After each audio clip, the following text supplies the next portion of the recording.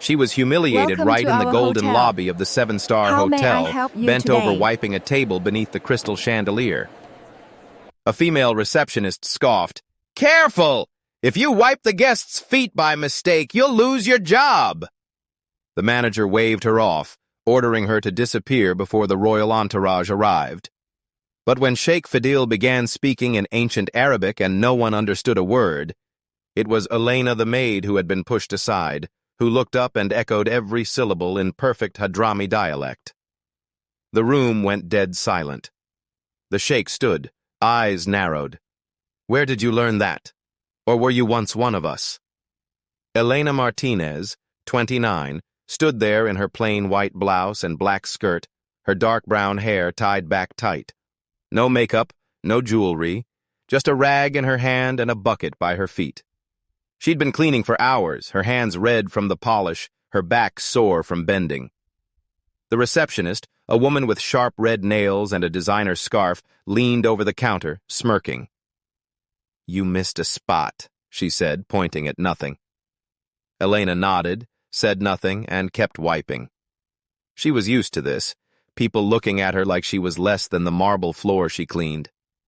But Elena wasn't nobody, not even close. The hotel was buzzing that day. Sheikh Fadil bin Nasser, oil tycoon, was coming with his entourage. The staff had been prepping for weeks, polishing every surface, practicing their smiles. Elena didn't care much for the fuss. She just did her job, moving from table to table, making sure the lobby gleamed. But the manager, a wiry man with a permanent scowl, spotted her near the entrance. "Move," he hissed, waving his arms like she was a stray dog. "Don't stand there in plain sight." Elena stepped back, her eyes low, her hands folding the rag. The receptionist laughed loud enough for the whole lobby to hear. "Letting a maid stand near the Sheikh ruins the prestige." A few guests nearby chuckled, their eyes sliding over Elena like she was part of the furniture. She bowed her head, apologized softly, and slipped toward the corner. But her sharp intelligence stayed on the Sheikh's group as they walked in.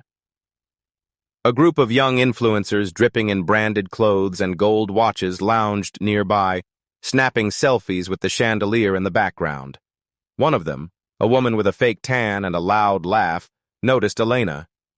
"Oh my God, look at her shoes," she said loud enough for everyone to hear. "Did you steal those from a thrift store?" Her friends cackled, one pretending to gag. Elena's hand stilled on the table, her plain black flats scuffed but clean. She didn't look up, just kept wiping, her movements slow and deliberate. The Sheikh entered like he owned the place, which in a way he did. His robes were crisp, his presence heavy. His aides followed, all suits and sunglasses, their voices low and clipped.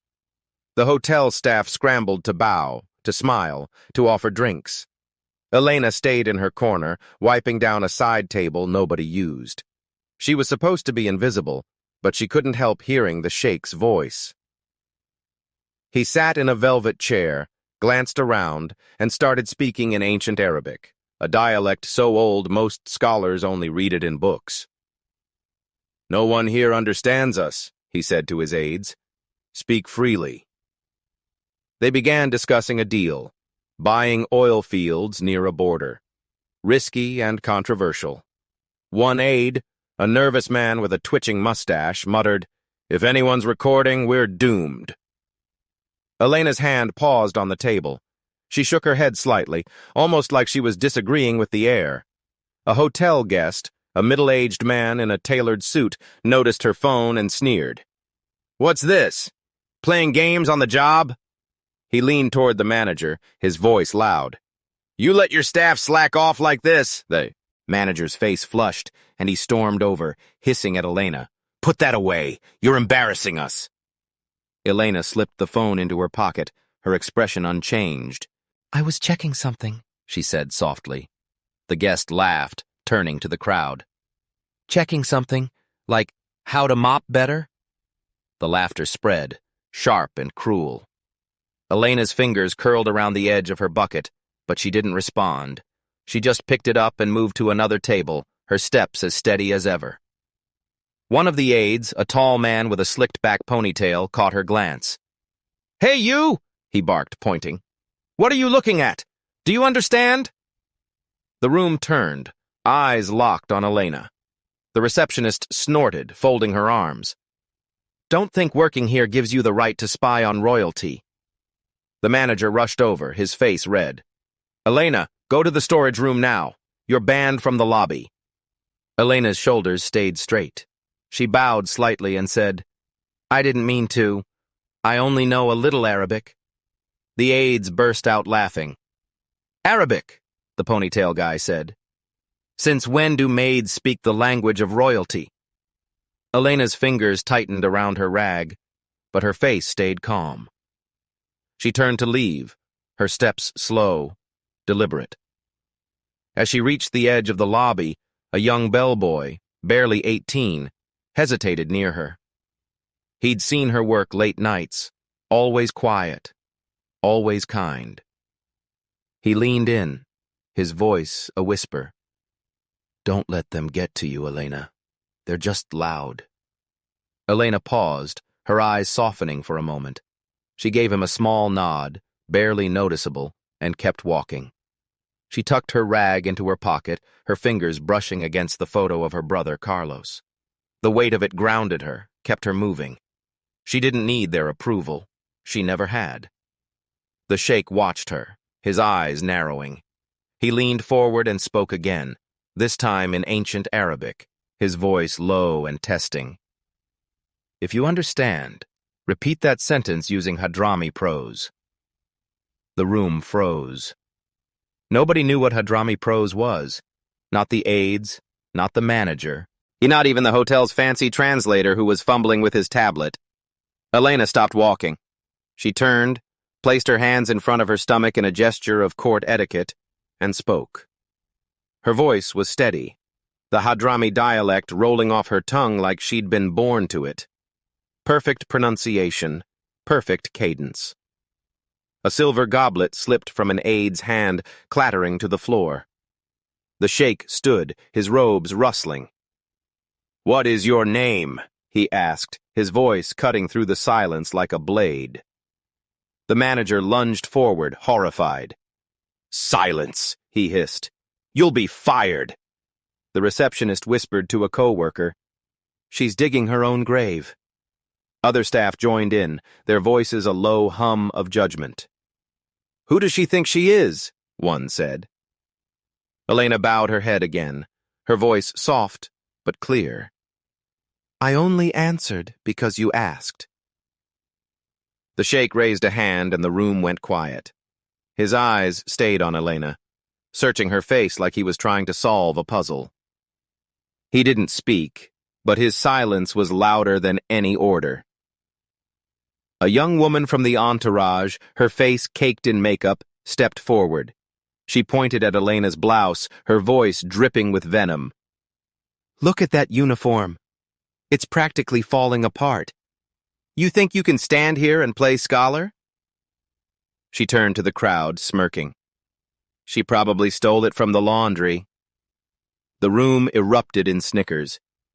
Elena's hand brushed the frayed hem of her blouse, her fingers lingering there for a moment. She didn't flinch, didn't defend herself. Instead, she lifted her chin slightly, her eyes locking with the woman's. "It's clean," she said, her voice so quiet it almost disappeared. The woman's smirk faltered, her confidence cracking under Elena's steady gaze. An older man in the entourage, a general with gray streaks in his beard, squinted at her. His hands shook as he pointed. "You were in Ankara, 201-6. I remember that voice.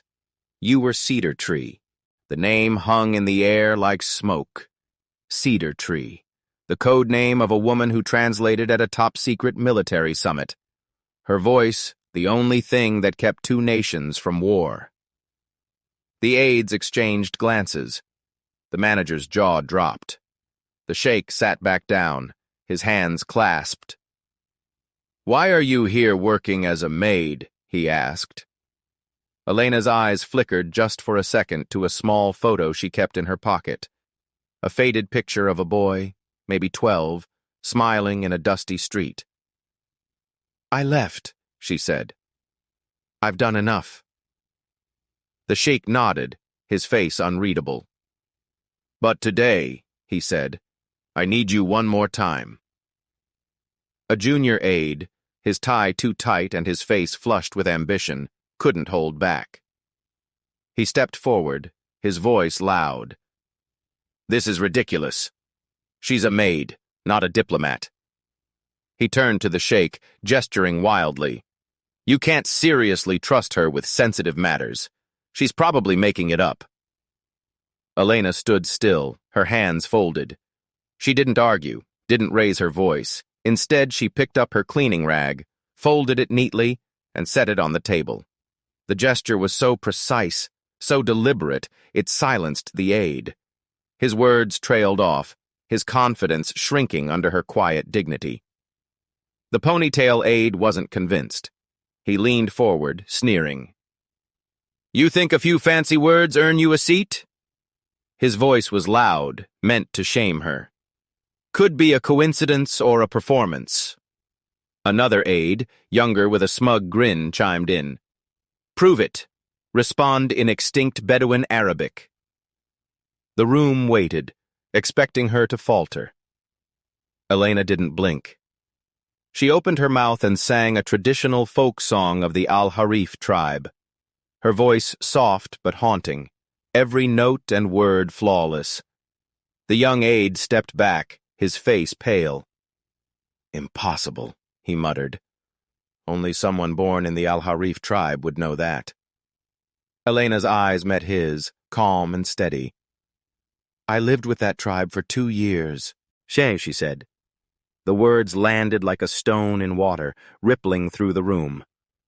As the song faded, a hotel chef who'd been watching from the kitchen door dropped a tray of glasses. The crash echoed, but nobody moved. The chef, a burly man with flour on his hands, stared at Elena, his mouth open. He'd heard that song before, years ago in a village far from Dubai. He stepped forward, ignoring the manager's glare. "My grandmother sang that," he said, his voice shaking. "How do you know it?" Elena turned to him, her face softening for the first time. "I listened," she said simply. The chef nodded, his eyes wet, and stepped back, clutching his apron like it was a lifeline. The Sheikh stood again, this time with purpose. He extended a hand, his voice firm. "Elena Martinez, I want you to come with me to Geneva." The room gasped. The manager, who had been pacing nervously, froze. The aides scrambled to their feet, bowing.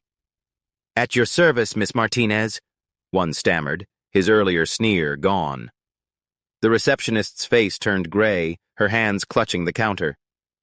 Elena untied her apron, folding it neatly over her arm. She bowed to the Sheikh, her voice quiet but clear.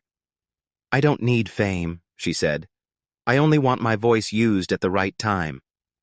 She stepped toward the door, her plain black shoes clicking softly on the marble. Outside, news crews were already gathering, their cameras flashing.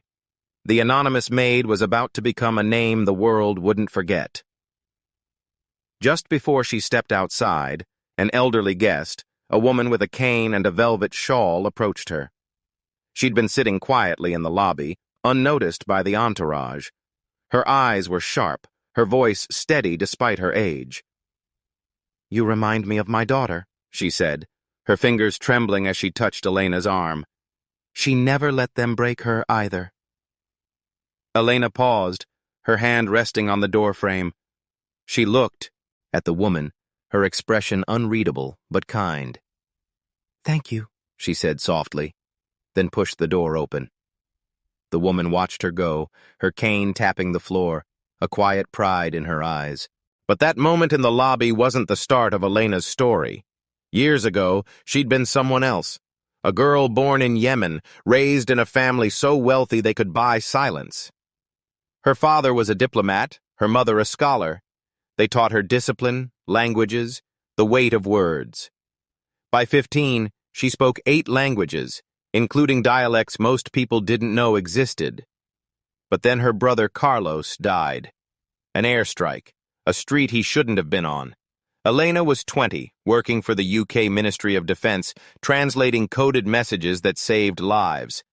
When she got the news, she stopped. Just stopped. She left the job, the city, the life. She wanted quiet. She wanted to disappear. The hotel job wasn't random, though. Elena chose it. The 7-star hotel in Dubai was a place where power moved, where she could listen without being seen. She didn't need the money. Her family's wealth was still there, untouched. But she needed the work, the rhythm of it. Cleaning tables, folding sheets. It kept her hands busy while her mind stayed sharp. In the storage room where she'd been sent to disappear, Elena stood alone for a moment. The shelves were lined with cleaning supplies, the air thick with the smell of bleach. She pulled out the photo of Carlos, holding it under the dim light. His smile was wide, his eyes bright like he was about to tell her a joke. She traced his face with her thumb, her breathing slow. A co-worker, an older woman who cleaned the suites, peeked in. "You okay, Habibi?" she asked, her voice soft. Elena nodded, slipping the photo back into her pocket. "Just thinking," she said. The woman smiled, her hands rough from years of work. "You're stronger than they know," she said, then left. Elena straightened her shoulders, picked up her bucket, and walked back to the lobby. Back in the lobby, the air was different now. The aides avoided her eyes. The manager hovered, muttering apologies she didn't acknowledge. The receptionist, who'd laughed loudest, was nowhere to be seen. Elena stood by the Sheikh's chair, translating as he spoke to his team. Her voice was low, precise, turning ancient Arabic into English, then French, then back again. The general from Ankara watched her, his hands still shaking. He leaned toward an aide and whispered, "She saved us back then. Nobody else could have." Elena didn't react, but her fingers brushed the photo in her pocket just for a second. The news spread fast. By evening, Elena's name was on every channel. The maid who spoke royalty's language, they called her. The receptionist was fired the next day. Someone leaked her comments to a gossip site, and the hotel couldn't afford the PR hit. The ponytail aide lost his job too, his name tied to a failed deal that surfaced online. The young advisor who challenged her to sing vanished from the Sheikh's circle, his social media accounts suddenly private. None of it was Elena's doing. She didn't post, didn't call, didn't gloat. She just kept moving. The Sheikh's offer wasn't just words. He meant it. Geneva was a summit, a chance to shape borders, to stop conflicts before they started. Elena didn't say yes right away. She went back to her small apartment, sat on her couch, and stared at the photo of Carlos. His smile was still there, frozen in time. She thought of the Al-Harif tribe, the 2 years she had spent with them, learning their songs, their stories. She thought of Ankara, the long nights translating under pressure, knowing one wrong word could cost lives. She didn't want that weight again, but the Sheikh's voice echoed in her head. "I need you one more time." At the airport, a young girl, maybe 10, stared at Elena as she waited for her flight. The girl's mother, a tired woman with a heavy bag, nudged her. "Don't stare," she whispered. But the girl kept looking, her eyes wide. "Is that the lady from the news?"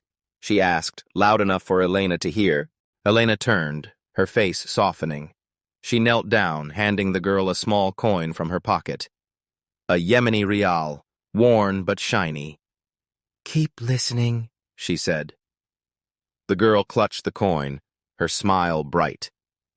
Elena stood, her bag over her shoulder, and boarded the plane. The next morning, she packed a small bag.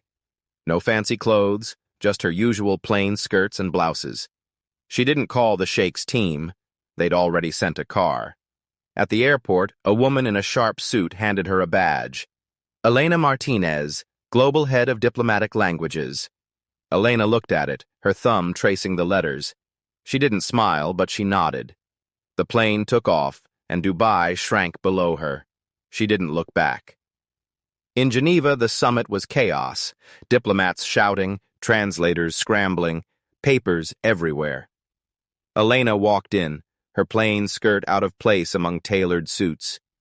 People stared, whispered. She didn't care. She sat at the table, her voice steady, translating dialects nobody else could. When a tense moment came, a border dispute, two sides refusing to budge, she spoke. One sentence in ancient Arabic, quoting a poet both sides revered. The room went quiet. The deal moved forward. Nobody mocked her now. During a break, an older diplomat, his glasses foggy, approached her. He had been at Ankara too, a junior officer then. "I never thanked you," he said, his voice low. "You kept us alive that night." Elena looked at him, her hands still. She nodded once, then turned back to her notes. The diplomat stood there, his hands clasped like he wanted to say more, but knew she wouldn't want it. He walked away, his steps heavy, carrying the weight of a debt unpaid. The news crews followed her there too. They wanted interviews, photos, her story. She gave them nothing, not a word. She'd slip out of meetings, her head low, her steps quick. But one day, as she left the conference center, a reporter caught. "Miss Martinez, why hide? You're a hero." Elena stopped, her eyes meeting his. "I'm not hiding," she said. "I'm just done talking." She turned and walked away, her bag slung over her shoulder. Back in Dubai, the hotel was different. The staff whispered her name like it was a legend. The new receptionist, a young woman with nervous hands, kept a photo of Elena on her phone, clipped from a news article. The manager sent her an email apologizing, offering her job back. Elena didn't reply. She didn't need to. Her life wasn't there anymore. Months later, a man arrived at a summit in London. Tall, quiet, his presence like a storm cloud. Elena's husband. Nobody knew she was married. Not the Sheikh, not the aides, not the news crews. He didn't speak much, just stood by her side as she translated. When an aide from Dubai, one who'd mocked her, saw him, he froze. The man's name didn't need saying. His family's wealth, his power. It filled the room. The aide looked away, his hands shaking. Elena didn't react. She just kept translating, her voice steady, her eyes on the papers. The consequences came quietly. The receptionist's career never recovered. Her name was toxic in hospitality. The ponytail aide tried to start his own firm, but no one trusted him after the leaked deal. The young advisor was dropped by his sponsors, his smug grin gone. Elena didn't chase them down, didn't post their names. She didn't need to. The truth did the work. In the end, Elena stood at a window in London, looking out at the city. Her husband was beside her, silent, his hand brushing hers. She didn't need to explain herself.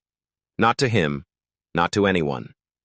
She'd spent her life being judged by her clothes, her job, her quiet way of moving.